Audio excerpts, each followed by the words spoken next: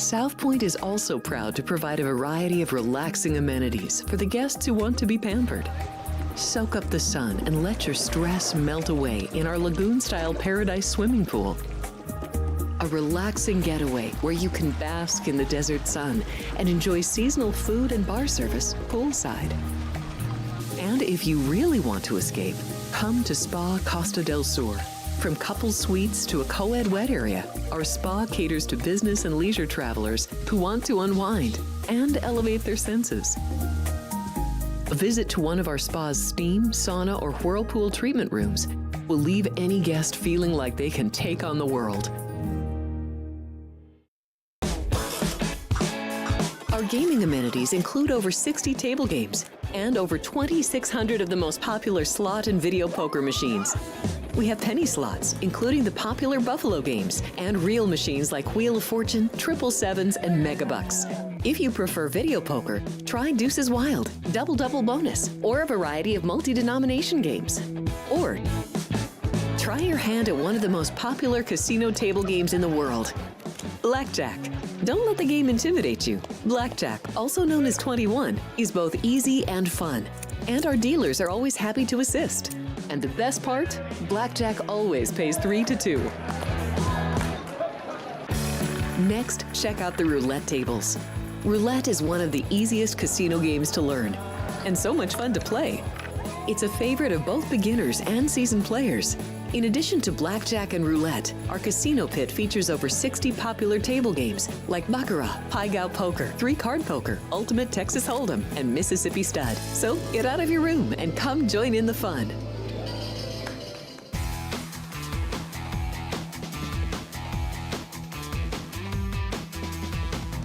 Welcome in. It's Sports by the Book on a Thursday morning. Happy to be with you as always. I'm Jeff Parles. It is the back end of the NFL season. We are fully there. We've been there for a week plus and got a fun one tonight that we'll get into a few moments. Battle of I-95, NFC East, top two teams, back-to-back weeks of high-end Thursday night games. How about that from the NFL? We don't see that as much as we would like. And then 2 weeks from now, we might have the worst Thanksgiving slate we've ever seen. But that's a different discussion for a different time. There's some college hoops, some college football, some hockey. We got plenty to get to. Also, NBA's only playing one game today. Why? It's Thursday. Usually the NBA lets up their schedule. We only got one today, but that's Dallas -9 in Utah. There are no plays in that game from the desk, so we don't have much to say on that one. And also, old friend alert here, our good friend we haven't seen in a while, Danny Burke will join us at 9:15. Now at Odds Shopper and Stochastic. Danny, of course, still a sports betting analyst for them. We'll have plenty to talk about with DB in about 15 minutes from now. All right. Let's start with tonight's game in the National Football League. The top two teams in the NFC East, as we all expected coming into the year, right? We all expected Philadelphia to be there. Sure. Yeah, we expected that. We sure didn't expect the Commanders to be there. 7-3 against 7-2. Philadelphia, since the bye week, after a 2-2 start with, again, just a horrific loss to Atlanta, throwing that game away at the end, losing by a point, and then just getting their behinds whipped by Tampa Bay going into the bye week. They were 2-2. Almost all the city of Philadelphia wanted Sirianni gone. Now they still might want him gone anyway. But the Eagles have rattled off 5 in a row. And mixed in with those 5 wins, they have 2 not so impressive wins, 3 pretty impressive wins. They were not great in that win against Cleveland. They found a way to win that game mostly because Deshaun Watson was terrible. They almost blew a gigantic lead against Jacksonville. They found a way to win that game and intercepted Trevor Lawrence on the last play of the game that mattered. The other 3 games, they've won by 25, 20, and 28. Now, you can quibble with 2 of the opponents where the bottom feeders in the NFC East are as bad as anyone this year. The Giants, of course, that Daniel Jones, probably not going to play again for Big Blue. 28-3 in that game, quite honestly, should have been worse than 28-3. Giants had no ability to block in that game. Last week against Dallas, 34-6. Cowboys are an absolute mess and a joke right now, especially with no Dak the rest of the year. I mean, Cooper Rush, I can't believe we're seeing Trey Lance again on Monday night. Or we're not seeing Trey Lance on Monday night. We're seeing Cooper Rush again against the Texans. Because I think we saw all we needed to see from Cooper Rush again, where if there are 23 passes and only have 45 yards, that's as bad as it gets for Cooper Rush. As bad as it gets. But the Eagles they did what they needed to do. They beat up on a horrible team. And then still the most impressive win for them for the whole season, period, is they're thumping 37-17 against Cincinnati, where the Bengals opened that game with as good of a drive as you're ever going to see to open the game. And Philadelphia then whipped them the last three quarters, 37-10, with that 37-17 win. Jalen Hurts is playing more under control. He's making better decisions. That was a little bit of a problem earlier in the year.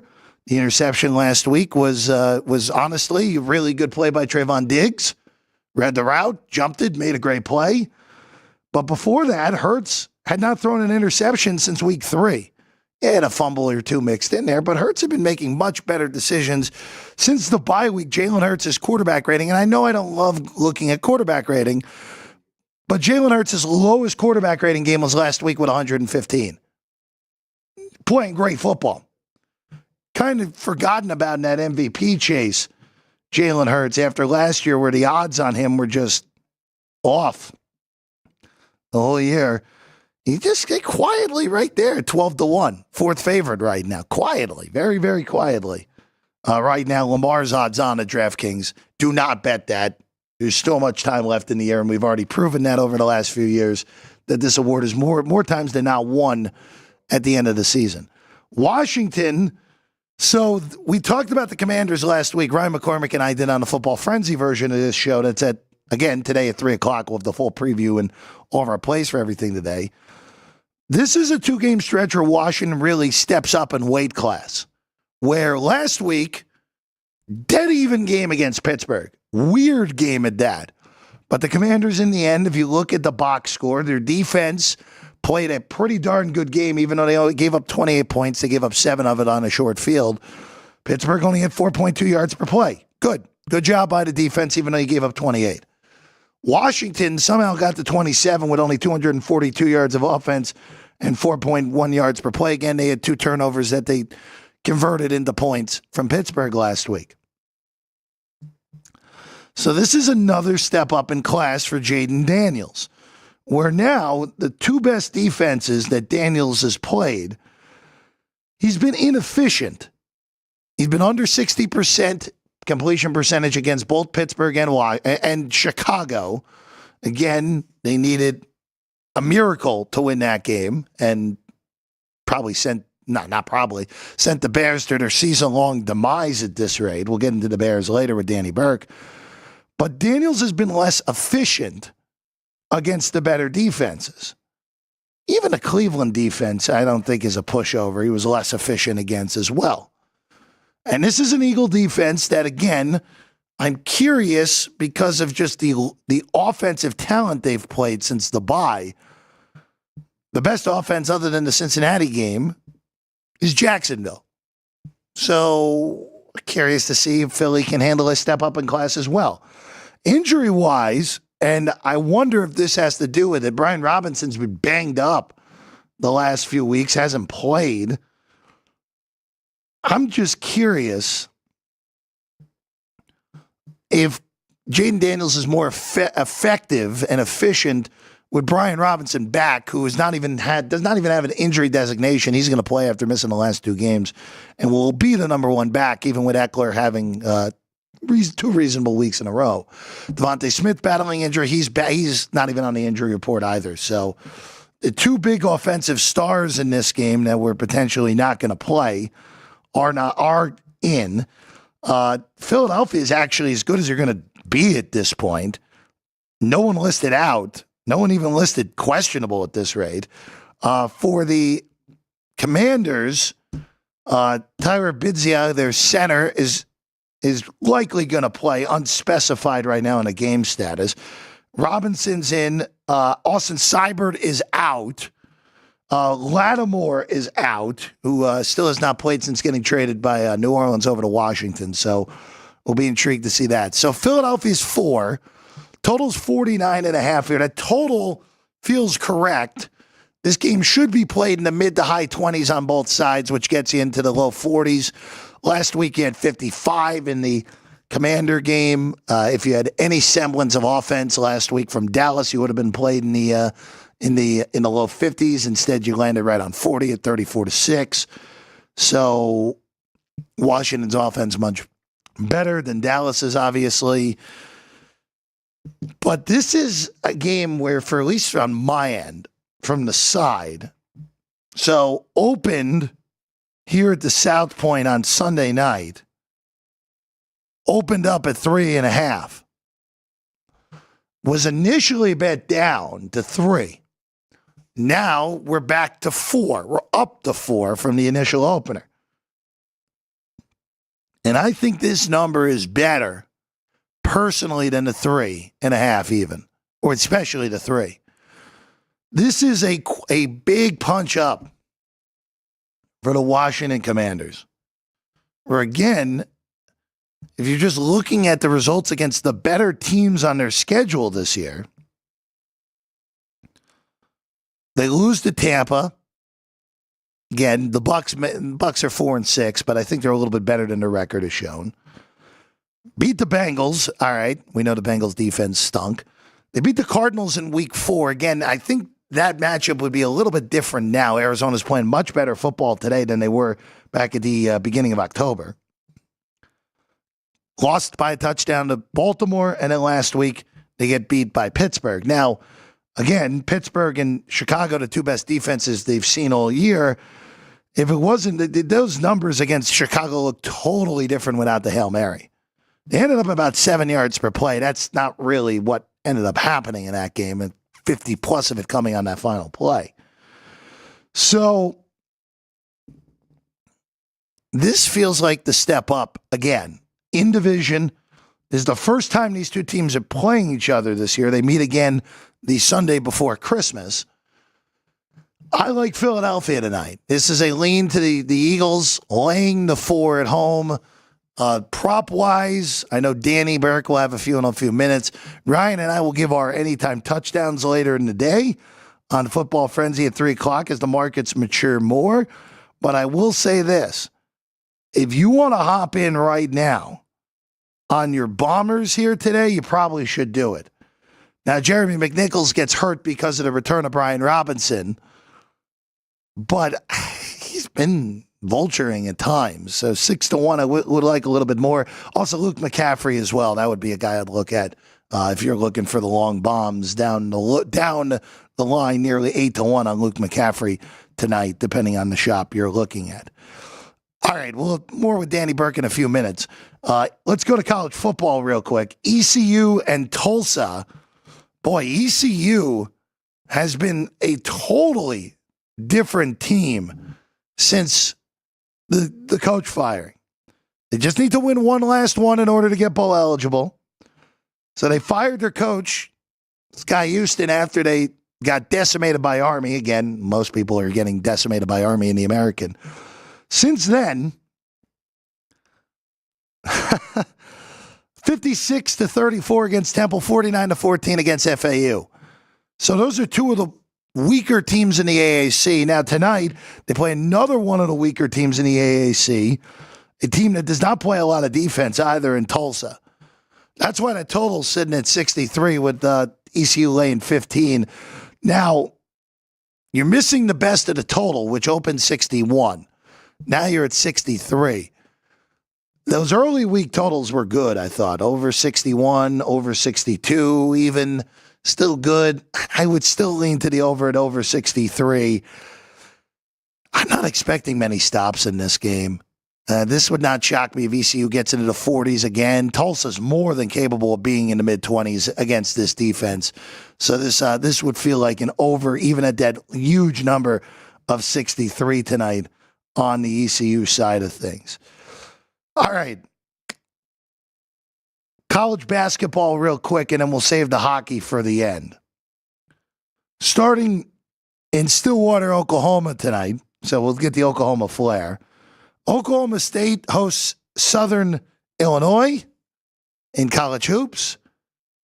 It was 11.5 at the open. Initially, the Salukis got bet down to 10.5. Now it's up to 12.5 in this game on Oklahoma State 12, I should say. Sorry, 12, not 12.5, 12 on Oklahoma State. So, Pokes so far this year did not cover either of their games. And I got to be honest with you, I'm a little bit surprised that this number's been bet the way it is. Salukis lost to Charleston by 10 in the mid-major classic up in South Dakota. And then they beat the powerful Missouri S&T Miners in their second game, mighty powerful D2 team. But this is a lot of points with a Saluki team that's not a pushover. Both teams with a new head coach. Steve Lutz now the head coach at Oklahoma State, and Scott Nagy first year at Southern Illinois. This would be a take at a 12 with the Salukis on the road against Oklahoma State. Now we go to another game, Northern Colorado neutral site game against South Dakota State.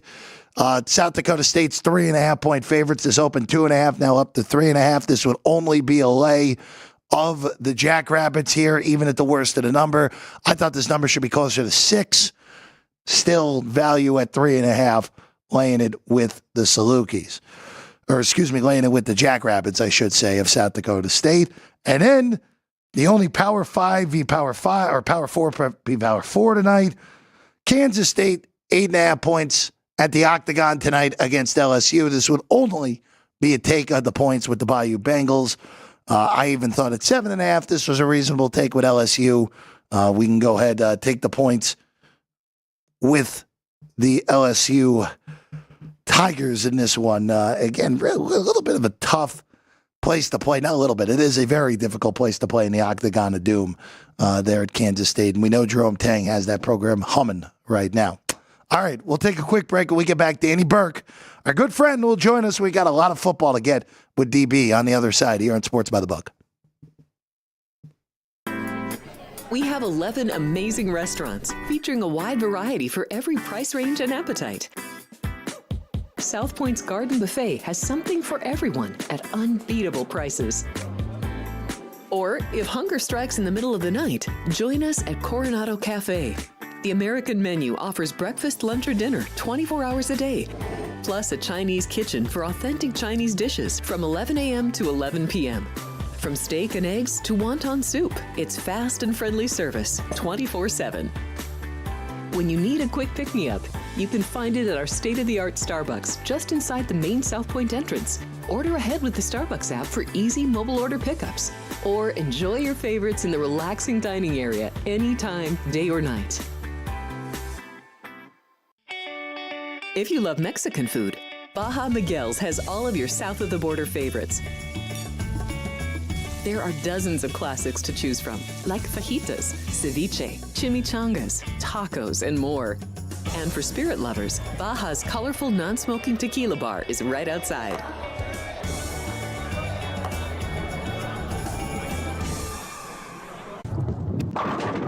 South Point Casino has plenty of attractions for the whole family. Catch a movie. Our 16-screen movie theater includes 2 XD Extreme screens for the ultimate in viewing, sound, and luxury. After the show, treat the family to a variety of treats at our old-fashioned ice cream parlor, Kate's Corner. We scoop up a variety of creamy concoctions, including smoothies, hand-dipped cones, milkshakes, malts, sodas, and sundaes. At Kate's, there's something for everyone. And if you've still got time to spare, our bowling center might be right up your alley. Voted Best of Las Vegas, it's a great place for friends and family fun. 64 lanes, a pro shop, snack bar, and arcade. And while the kids are bowling, you can play slots and sip on a drink in the Alley Cat Lounge while overlooking the lanes. For our more serious and professional bowlers, the South Point is also home to a separate tournament bowling plaza.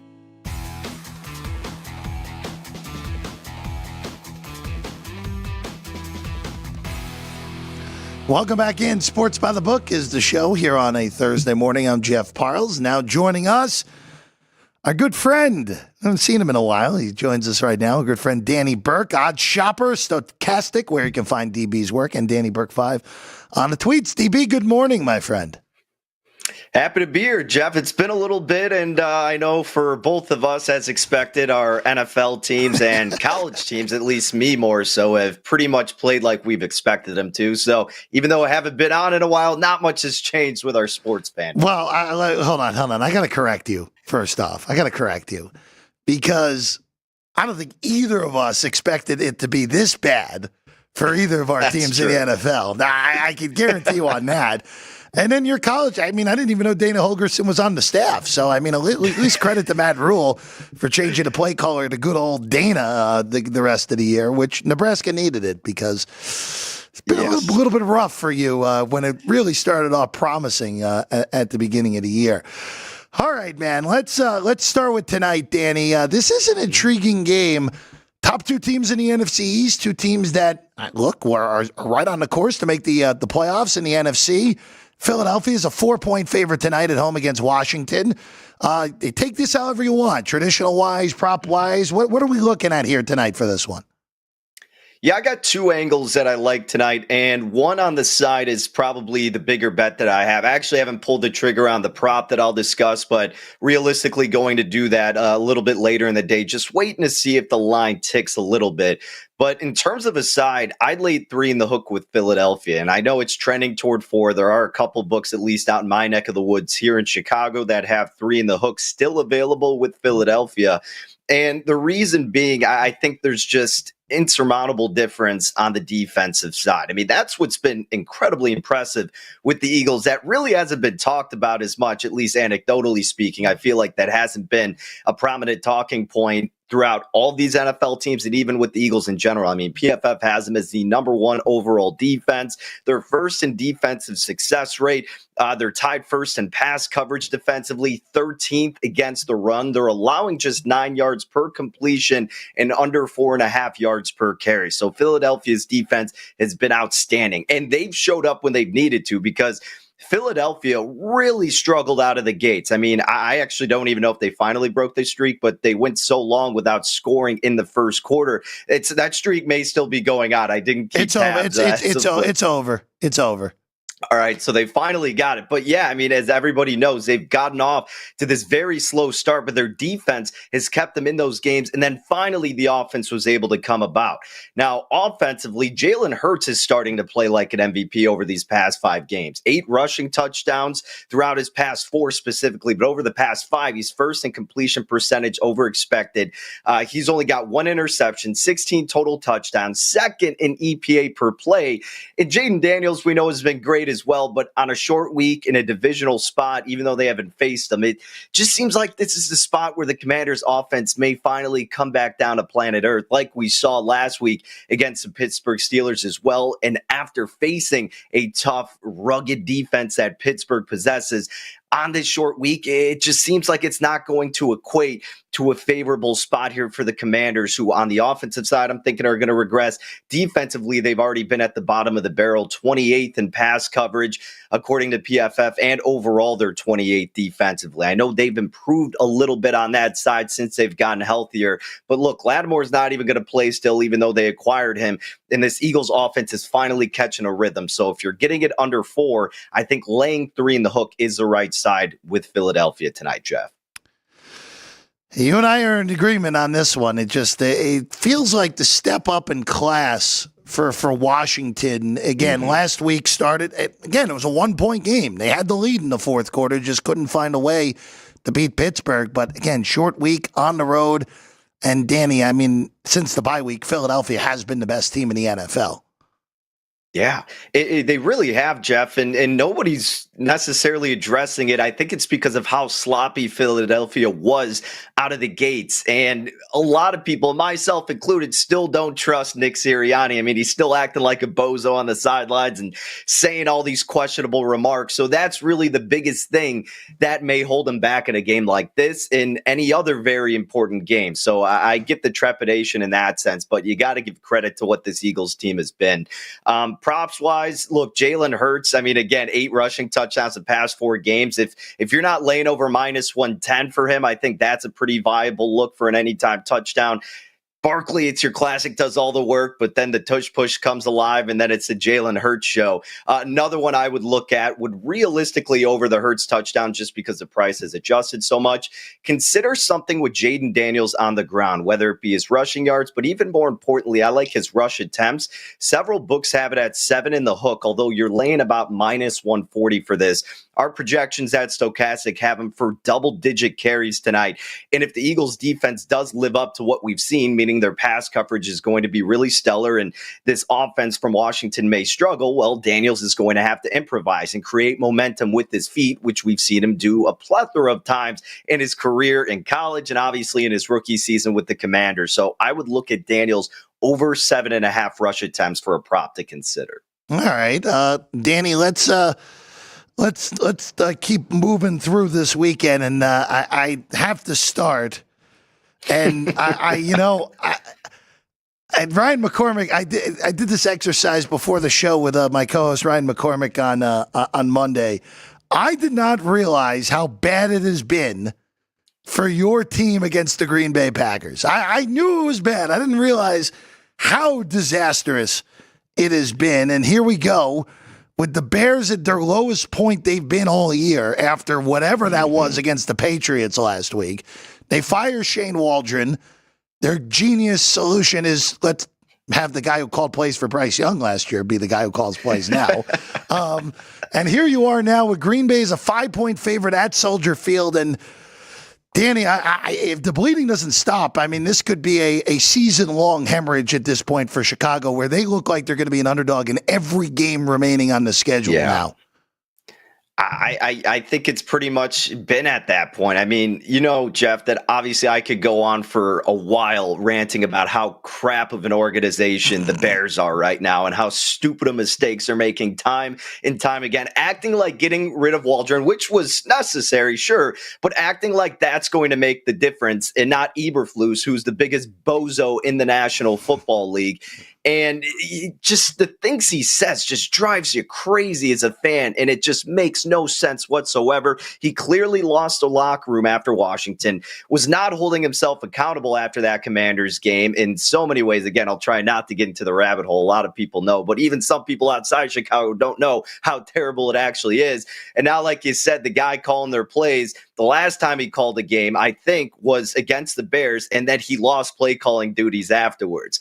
Nevertheless, you got to imagine it can't be worse than what Waldron was doing. I mean, my friends and I are watching this game last week, Jeff, literally laughing out loud. It's not even sad at this point. It's just comical. And we're in a position as Bears fans where you're not even excited to face your top rival, the Packers. You're more just waiting to get their butts kicked in and just to laugh at how much worse it can get. And you almost need to root for it. So Eberflus will for sure be gone because the Bears aren't smart enough to guarantee that.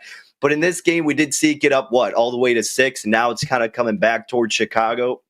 From an objective standpoint, I could get the buy low aspect in a division rivalry game on the Bears. I do get that. You plug your nose and take the points with the Bears, but I really can't advocate for that. I mean, it just gets worse and worse and worse. And you have all these rumors swindling, and who the heck would want to play for Eberflus based on what he's done, even in this rivalry game? But the way I would actually handicap this is going with the Josh Jacobs anytime touchdown, Jeff. Okay. The Bears' run defense has been a weaker part of their defense. They're 24th in defensive rush EPA and success rate, allowing 1 rushing touchdown per game. Against the pass, they've been really good, but it's evident they can't stop the run. That was on display last week and against the Cardinals. You look at that rushing touchdown they gave up to end the first half.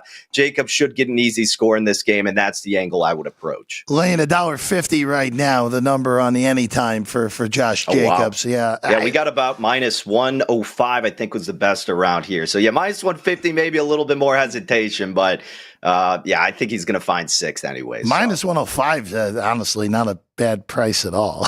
Just, oh boy. Yeah, rough, man. It's rough right now for the Chicago Bears.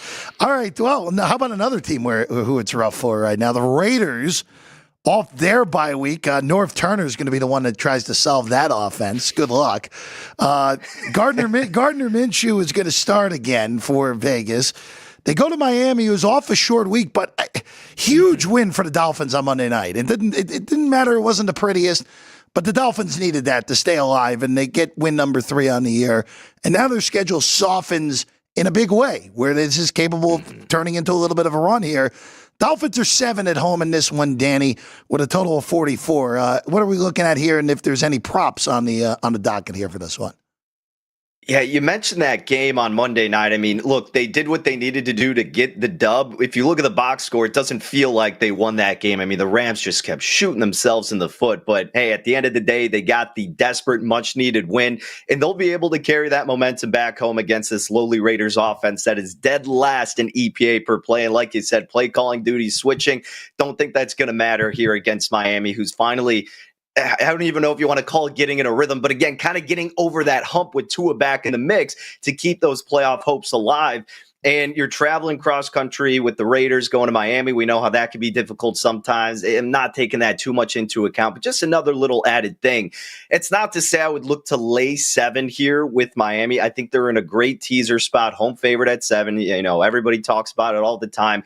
That would be something that I would consider. I'd also look at the total under 44 in the hook. I know it's moved down to 44 in a lot of spots, but if you get that hook, I think this is going to be a lower scoring affair. The Raiders as a whole have been a nightmare, but defensively, we still see them a lot of times have pride on that side of the ball with Max Crosby leading the way in. Miami's offense even struggled against the Rams, whose defense has not been great this season. So I think that, you know, that's going to be a big facet here, is kind of a slower game. Who can get that first score and really try to control the clock? And I think it's going to end up being Miami, but not in the dominant fashion we would expect them to do, like we have seen from them in the past against lower teams, because this Miami team obviously isn't as great right now. So the Raiders will find no offensive solutions. The Dolphins will be a little stagnant. So I would look at the under as well here, Jeff. Under the look here for this one. Yeah, look, the Miami defense low-key has played well this year, and more times than not. Boy, the Raiders, though, what a mess that has turned into. A lot of rumors floating around here. And that's all I can say right now. All right, let's go to the Ravens and the Steelers. Normal circumstance, this would be the primo game, but because Buffalo and Kansas City are playing later in the day on Sunday, it's not. 3 behind us with Baltimore on the road. Danny, I'm a little perplexed by this number here in this. I don't think Baltimore, as good as they've been, I don't think they should be 3 on the road at Pittsburgh against that defense, where the Steeler defense has played at a high level and Baltimore's defense has not so far this year. I'm on the exact same page with you, Jeff, and I'm just looking at some of the odds in my neck of the woods in Illinois, and a book's offering +3 in the hook at -114, which isn't too bad, because I'm in agreement with you. I mean, this hitting 3 seems a bit appalling in itself, and 3 in the hook at a fairly affordable price, not too shabby. I thought this would be more so at 2 in the hook at the highest. But the underdogs have dominated in this series. I saw this stat in the regular season. Underdog is 23-6-3 ATS when Tomlin and Harbaugh go against one another. I mean, that's insane. And you mentioned it with the defenses. That's the big difference here, is that Pittsburgh is 7th in defensive EPA per play. Baltimore is 27th. We could keep going down the laundry list, but this Ravens defense is not what it has been in the past. Pittsburgh, that's their entire identity, and that's the reason they were able to have success when Fields was a quarterback. Now you tag that along with having Russell Wilson, who completely opens up the playbook, and as we've seen statistically proven, has aided Najee Harris tremendously in terms of the opponent stacking the box. This offense is getting into a rhythm. Division game, you're letting me catch a field goal at home with them. I got to take the points here with Pittsburgh. I mean, it almost makes it feel like you're completely missing something, the fact that it keeps getting bet up toward the Ravens, but everything else is leading me to think otherwise, and that it's got to be the Steelers with the points here, Jeff. I just think it's just one of those where people have seen what Lamar Jackson and company have done on offense, and it's a neglect of thinking about the defense in this one. I mean, it's just all it is. Baltimore's defense has been hidden because of how great Jackson and company have been on that side of the ball. All right, let's go to Denver next. Intriguing game between the Falcons and the Broncos. Falcons last week, just what an egg from them, losing to the Saints. Again, it was Younghoe Koo's second worst career game. It had been a while since that disaster he had when he was a Charger back in the day. This is 2.5 with the Broncos favored at home. I'm very curious your thoughts because this is one I crossed out immediately because it's two teams I just don't really love betting on this year.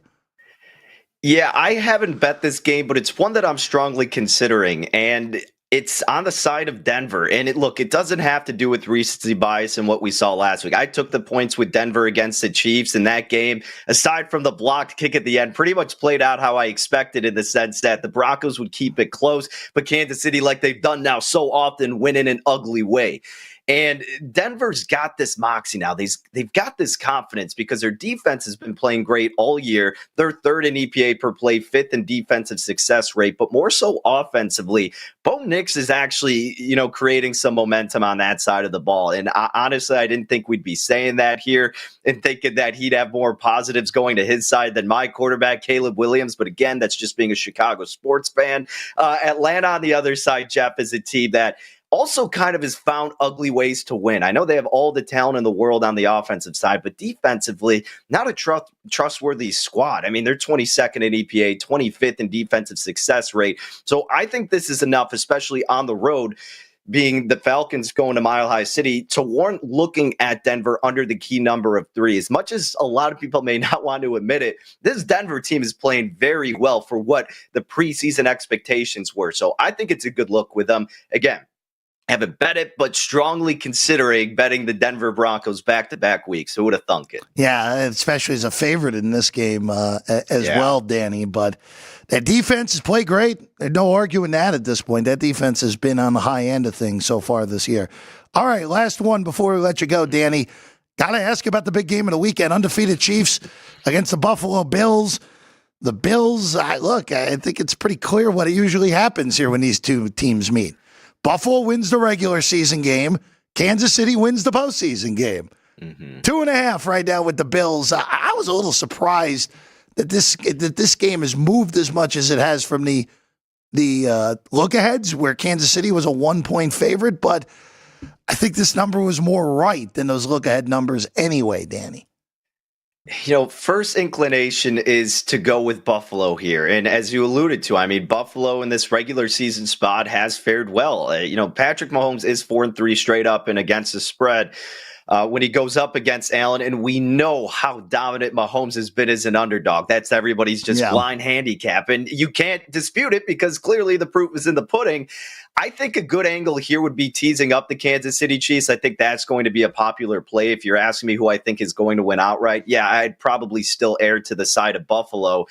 It's just, I would have been all over Buffalo had Kansas City not acquired DeAndre Hopkins. And I honestly thought it'd be a little bit longer for him to make an impact, but it's been almost immediate for the aging receiver. And that's what happens when you pair him up with arguably the greatest quarterback of all time in Patrick Mahomes. And, the running back situation, they're still fine. And defensively, we knew that was their main identity last year and would help them a ton. That's been the same case here. So I do think it is going to end up being a close one. You're probably safe teasing up Kansas City. I don't know if I'm going to end up doing anything, Jeff. May just wait for a live bet because you're going to get a better number regardless of which team scores, and that's what makes these type of games so fun. So that's probably how I'm going to go with it. Again, I do think Buffalo pulls it out in the end. Curious your thoughts, though. How are you betting this one, Jeff? I am waiting in game. I think Buffalo is the right side. And also, you just mentioned it. This is a tremendous teaser week. Kansas City's a great teaser side. The Bengals on Sunday night are a great teaser side. There was one more that I liked. They put knocking the Niners down to a half as a 6.5-point favorite, I think is another great teaser. There are a lot of good teaser angles. Miami too. I mean, they're rare. They've been rare in this NFL season where there have been great teaser sides, but this feels like a week where you can do it. That would be, pre-flop wise, it would be Kansas City to 8.5 in some sort of teaser with any collection of teams. I think there's about 6 or 7 teaser angles that you can go with this week. He's Danny Burke. Get him on the tweets at Danny Burke 5, Stochastic Odd Shopper, where you can find DB's work now. All right, buddy. Always a pleasure, man. We'll catch up soon, all right? Sounds good, Jeff. Appreciate the time. Take care, buddy. Absolutely. Appreciate your time as well. All right. Before we get out of here today, shout out to our friend Vince in the chat, as always, saying it's going to be a fun matchup tonight, and we're all in agreement. It is going to be a fun matchup in the National Football League between the Commanders and the Eagles. All right, before we go here, hockey-wise, let's start with New Jersey on the road at Florida here. Now, Panthers $1.50 at home with a plus 130 on the Devils side. We don't need to look at that. We can look at the total. Total 6. That's the best bet in this game for me, where for you look at the Florida Panthers, of course, the reigning Cup champions. You're in a scenario here where they're off to a tremendous start. These two teams, by the way, played earlier in the week in Sunrise, and Devils won 4-1. I expect this game to play out a lot different in the way of this being a higher scoring game. So I would look to this being an over game for this one. The Jets and the Lightning are next. The Winnipeg Jets, the fastest team in NHL history to 15 wins for the season. And you look at this game tonight on Winnipeg, 6.5, plus 115 on the Jets. I know it's not the greatest of spots for Winnipeg, but right while it's hot, you can take the plus 115 on the Winnipeg Jets here tonight against the Tampa Bay Lightning on the road. Then we go to Dallas, the Stars hosting the Bruins. This is too big of a price to pass on Boston. We'll take plus 150 on the Bruins on the road in this one. I thought this would come about plus 130 on Boston. Instead, you're getting yourself a nice price here on that one. And then the last one, the Blackhawks. I don't know how I always manage to find the Blackhawks on these Thursdays, Ryan. Always just manage to find them. We're going over 5.5.